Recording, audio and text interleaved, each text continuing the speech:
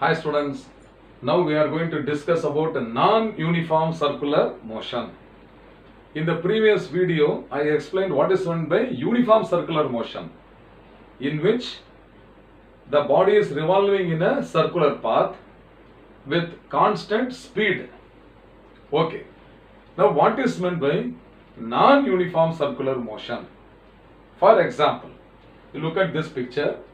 A particle is initially at a point A and it is revolving in a vertical circle, let us take, from A to B in 2 seconds. Then B to C, it is moving in 4 seconds. And C to D, it is coming in 6 seconds. Then D to A, it is moving in 8 seconds. That means the speed is continuously decreasing. It is decreasing. Okay. Now the reverse also I will take now. So initially let us take it is having 8 seconds to travel from A to B. Then here it is taking 6 seconds to travel from B to C. And from C to D it is taking 4 seconds. And D to A it takes only 2 seconds. So as it is moving from A to B, then to C and D, the time taken continuously decreases. So here the body is not covering equal distances in equal intervals of time. அப்போ A to B distance travel பண்றதுக்கு முதல்ல 8 second எடுத்திருக்கு. அப்புறம் B to C travel பண்றதுக்கு 6 செகண்ட்ல வேகமா போயிடுச்சு. அதுக்கப்புறம் C to D அதை விட இன்னும் வேகமா போயிருக்கு இல்லையா? டைம் குறைய அதோட வேகம், அதாவது ஸ்பீடு ஜாஸ்தி ஆகிட்டே இருக்குது. அப்படின்னா என்ன அர்த்தம் இங்க? magnitude of the velocity is also changing and the direction of velocity definitely it will change. Direction of velocity பாத்தீங்கன்னாக்க ஏங்கிற பாயிண்ட்ல பாருங்க towards the right hand side. So the velocity is acting towards the right side. And Bங்கிற பாயிண்ட்ல the velocity vector is upwards. Cங்கிற பாயிண்ட்ல the velocity is to the left. And at D it is downwards. So in circular motion definitely the direction of velocity must change.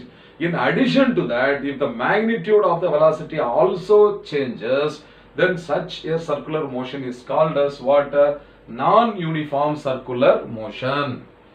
Non-uniform circular motion ke example, best example vertical circular motion. இப்போ giant wheel அந்த மாதிரியான examples எடுத்துக்க போறோம். Now can you all see this smiley ball? It is tied to a string now. I am going to revolve this in a vertical circle.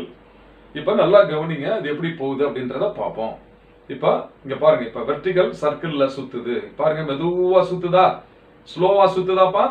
சரி, இப்போ next round பாருங்க, இப்போ வேகமா சுத்துதா அதோட? இப்போ பாருங்க அதோட ரொம்ப வேகமா சுத்துதா, ரொம்ப வேகமா சுத்துதா? அப்படின்னா இது என்ன எக்ஸாம்பிள்? இது எக்ஸாம்பிள் ஃபார் நான் யூனிஃபார்ம் சர்க்குலர் மோஷன்.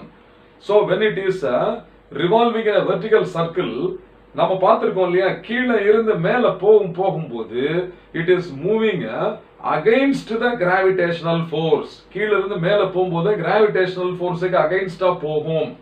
எப்படி ஒரு கல்லை நம்ம எரியும் போது இனிஷியல் வெலாசிட்டி ஜாஸ்தியா இருக்கும், போக போக போக போக அதோட வெலாசிட்டி கம்மியாகிட்டே போய் மேக்ஸிமம் பாயிண்ட் போன உடனே என்ன ஆகும்? 0 ஆகி அங்க நின்னு அடுத்த செகண்ட் கீழே வந்துடும். அப்ப கீழே வரும்போது அதனுடைய வேகம் கூடிக்கிட்டே இருக்கும், அதோட வெலாசிட்டி கூடிக்கிட்டே இருக்கும். மேல போகும்போது குறைஞ்சிட்டே போகும், கீழே வரும்போது கூடிக்கிட்டே வரும். அப்போ மேல போது அதோட வெலாசிட்டி குறையறதுனால, புரியுதா?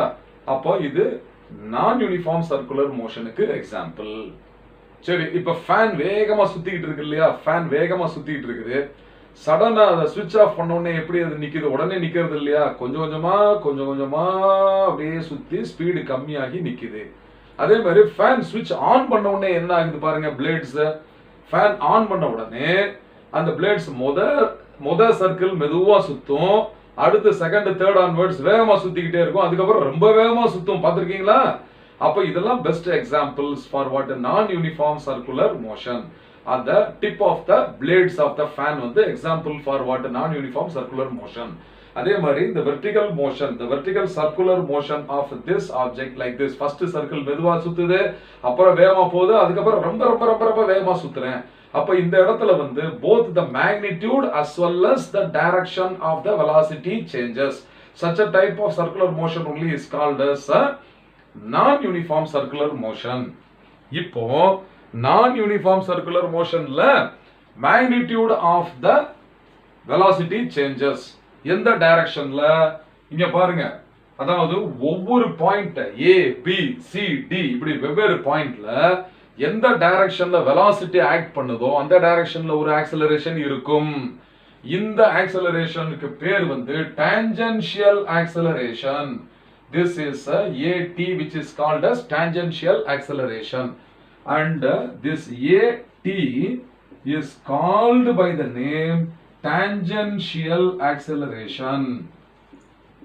Okay, இந்த tangential acceleration க்கு என்ன ரீசன், என்ன காரணத்தினால tangential acceleration ஒரு பாடிக்கு இருக்க முடியும் அப்படின்னு கேட்டீங்கன்னா, due to change in magnitude. அப்போ இது வந்து this is due to what reason?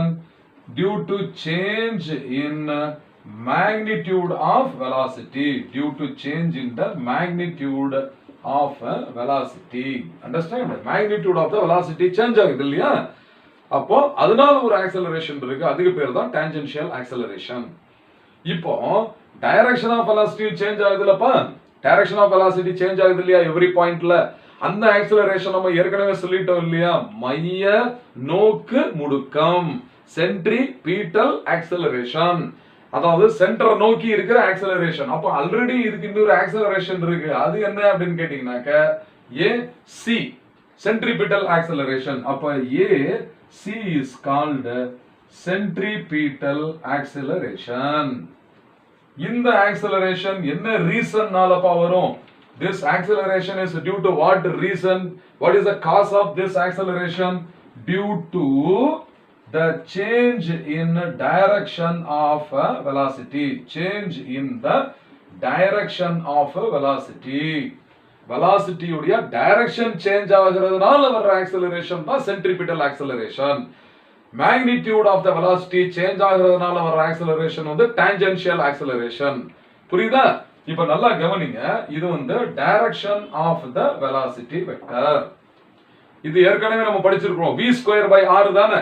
அப்போ AC is equal to what? v square divided by r. இது வந்து centripetal acceleration. அப்ப இந்த படத்துல பாருங்க, centripetal acceleration வந்து ரேடியஸ் வழியா ஆக்ட் பண்ணிட்டு இருக்குது. அப்புறம் tangential acceleration வந்து tangent வழியா ஆக்ட் பண்ணிட்டு இருக்குது. எப்பவுமே ரேடியஸும் tangentம் perpendicular to each other தானே. Radius is perpendicular to the tangent. புரியுதா? அப்ப இது ரெண்டுக்கு நடுவுல, இந்த ரெண்டு வெக்டாருக்கும் நடுவுல உள்ள ஆங்கிள் எவ்வளவா இருக்க முடியும்? 90 டிகிரி இல்லையா? இப்ப நம்ம parallelogram law of vectors பயன்படுத்தி இந்த ரெண்டு ஆக்சலரேஷனுக்கும் உள்ள ரிசல்டன்ட் ஆக்சலரேஷனை கண்டுபிடிக்க போறோம். அப்போ நான் யூனிஃபார்ம் சர்க்குலர் மோஷன்ல பார்ட்டிகிளுக்கு ரெண்டு ஆக்சலரேஷன் இருக்கு. One is a tangential acceleration, the other one is centripetal acceleration. இப்போ இது ரெண்டுக்கும் இப்போ நம்ம ரிசல்டன்ட் ஆக்சலரேஷன் கண்டுபிடிக்க போறோம். அப்ப இதுக்கு parallelogram கம்ப்ளீட் பண்றேன். பாருங்க, இப்போ வந்து parallelogram வந்து நான் கம்ப்ளீட் பண்றேன். அப்போ இதுதான் அந்த parallelogram. So we have studied that the resultant vector is given by the diagonal of the parallelogram. அப்படிதானே படிச்சிருக்கோம், diagonal. அப்ப இந்த parallelogramக்கு நான் ஒரு சைடுல வந்து tangential acceleration, இன்னொரு சைடு ஆஃப் த parallelogramல வந்து centripetal acceleration இருக்குப்பா. அப்ப இது ரெண்டோட ரிசல்டன்ட் ஆக்சலரேஷன் பாருங்க எந்த டைரக்ஷன்ல இருக்குது. அப்ப இதுதான் ரிசல்டன்ட். AR னு போட்டிருக்கேன் பாருங்க, அது வந்து ரிசல்டன்ட் ஆக்சலரேஷன். சோ இங்க வந்து AR is called the resultant acceleration. இந்த resultant acceleration வந்து it makes an angle with one of the vectors, namely centripetal acceleration. இது தீட்டா அப்படின்னு வச்சுக்கலாம். இப்போ நம்ம இது ரெண்டுக்கு நடுவுல உள்ள ஆங்கிள் வந்து இந்த ரெண்டு வெக்டாருக்கு நடுவுல உள்ள ஆங்கிள் வந்து 90 டிகிரி தானே. அப்போ ரிசல்டன்ட் வெக்டாருடைய மேக்னிடியூட் எப்படி கண்டுபிடிப்போம் பாருங்க. A resultant is equal to square root of A tangent square plus AC square. ஓகேவா? அப்போ AR is also equal to square root of A tangent, tangential acceleration square plus இது V square by R தானே. acceleration towards the center, centripetal acceleration க்கு போல V square by R the whole square. அப்ப V square by R the whole square னு போடணும். புரியுதா? இது ஒரு எக்ஸ்பிரஷன். இப்ப நியூமெரிக்கல் ப்ராப்ளம்ஸ் நம்ம சால்வ் பண்ணும்போது காம்படிட்டிவ் எக்ஸாம்ஸ்ல இந்த மாதிரி கேட்பாங்க. புரியுதா? அப்ப இது வந்து நமக்கு ஒரு மெயினான ஈக்குவேஷன். இப்ப தீட்டா கண்டுபிடிப்பாங்க. What is the direction of the resultant acceleration அப்படின்னு கேட்டுருவாங்க. அப்ப நம்ம படிச்சிருக்கோம் இல்லையா, parallelogram லால வந்து tan alpha படிப்போம், இங்க tan theta. அப்ப here the direction of the resultant acceleration. ஓகேவா? இப்ப direction of the resultant acceleration is given by tan theta. அப்ப tan theta is equal to AT by AC. So this is AT divided by AC. அப்ப this is A tangent divided by V square by R. Therefore, what is the theta is equal to tan inverse of A tangent divided by V square by R. So, அப்ப இது ஒரு important ஆன equation. இதுக்கு best example என்ன அப்படின்னு கேட்டீங்கன்னாக்க, இதுக்கு best example என்ன அப்படின்னு கேட்டீங்கன்னா வெர்டிகல் சர்க்குலர் மோஷன்.